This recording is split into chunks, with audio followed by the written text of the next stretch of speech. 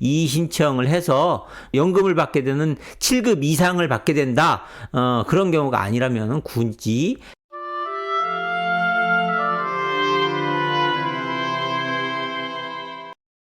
장애진단서상 주치소견이 12등급인데 근로복지공단에서 더 낮은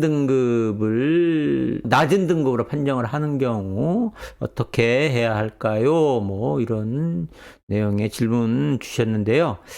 장애 등급이 나온 후에 장애 등급에 대해서 불만이 있는 경우에는 장애 등급 처분에 대한 취소 소송 등의 이의 신청을 할 수 있는데 잘 받아들여지지는 않습니다.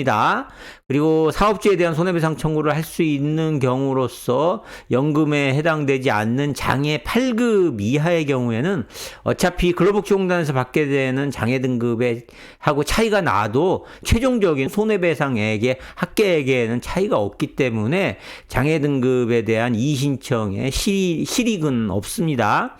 무슨 말씀이냐면은 예를 들어서 회사에 대한 총 손해배상액이 1억 원이라고 하고 장애 12급을 받으면 받게 되는 장애급여가 뭐 3천만 원이라고 할 때 사업주로부터 받게 되는 손해배상액은 3천만 원을 공제한 7천만 원이 됩니다.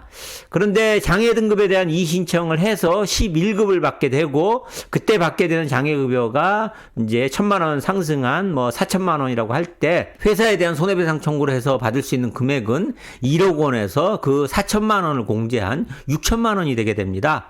결국 11급을 받으나 12급을 받으나 손해배상액과 장애급여액의 합계액인 총 손해배상액인 1억 원은 동일하고 그래서 근로복지공단으로부터 1천만 원을 받을 것인지 아니면 사업주에 대한 손해배상을 통해서 1천만 원을 더 받을 것인지 이게 차이가 있을 뿐 결국은 받게 되는 총 손해액은 똑같게 됩니다. 따라서 장애 등급에 대한 행정소송 등의 이의 신청을 해서 연금을 받게 되는 7급 이상을 받게 된다.